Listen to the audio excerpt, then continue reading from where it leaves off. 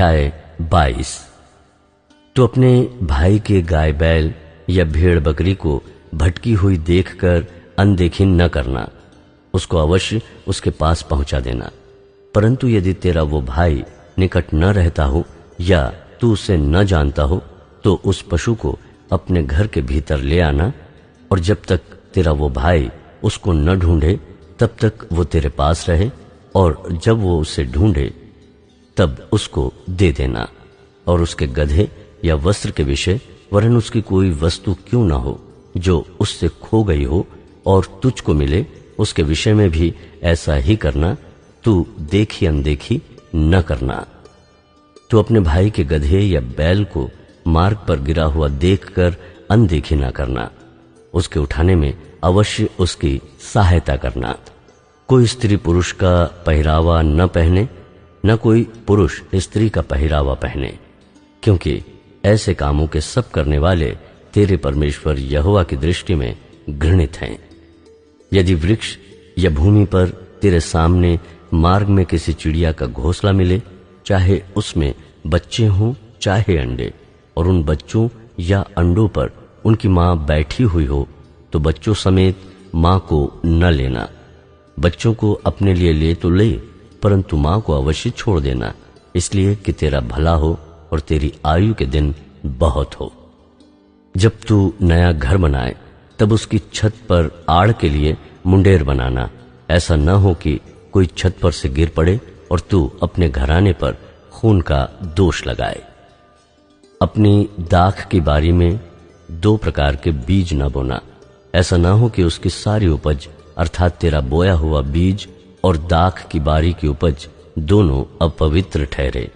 बैल और गधा दोनों संग जोतकर हल न चलाना। ऊन और सनी की मिलावट से बना हुआ वस्त्र न पहनना। अपने ओढ़ने के चारों ओर की कोर पर झालर लगाया करना। नैतिकता के नियम।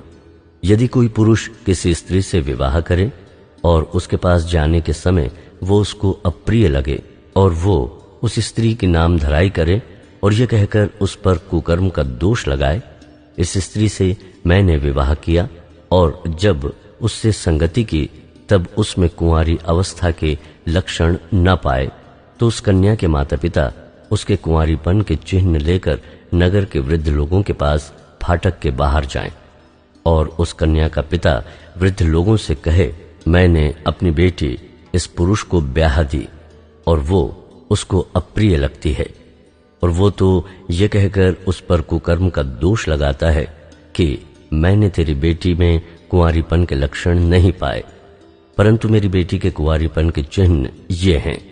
तब उसके माता पिता नगर के वृद्ध लोगों के सामने उस चद्दर को फैलाएं।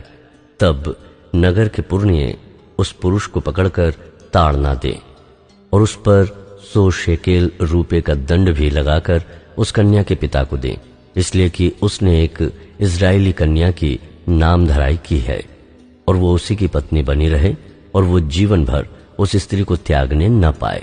परंतु यदि उस कन्या के कुंवारीपन के चिन्ह न पाए जाएं और उस पुरुष की बात सच ठहरे, तो वे उस कन्या को उसके पिता के घर के द्वार पर ले जाएं और उस नगर के पुरुष उस पर पथराव करके मार डाले।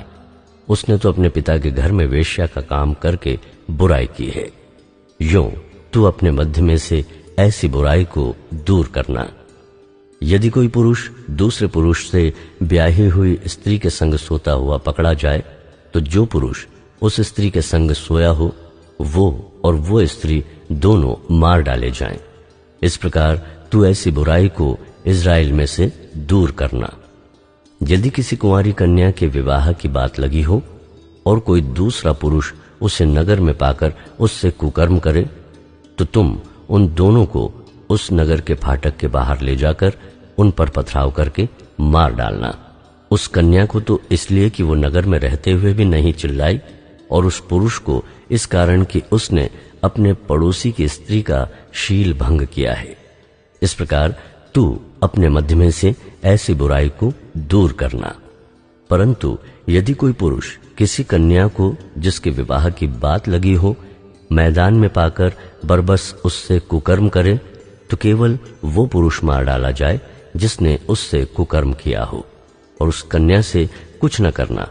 उस कन्या का पाप प्राणदंड के योग्य नहीं, क्योंकि जैसे कोई अपने पड़ोसी पर चढ़ाई करके उसे मार डाले, वैसी ही ये बात भी ठहरेगी कि उस पुरुष ने उस कन्या को मैदान में पाया और वो चिल्लाई तो सही, परंतु उसको कोई बचाने वाला न मिला। यदि किसी पुरुष को कोई कुंवारी कन्या मिले जिसके विवाह की बात न लगी हो और वो उसे पकड़कर उसके साथ कुकर्म करे और वे पकड़े जाएं, तो जिस पुरुष ने उससे कुकर्म किया हो वो उस कन्या के पिता को 50 शेकेल रूपा दे और वो उसी की पत्नी हो। उसने उसका शील भंग किया, इस कारण वो जीवन भर उसे न त्यागने पाए। कोई अपनी सौतेली माता को अपनी स्त्री न बनाए, वो अपने पिता का ओढ़ना न उगाड़े।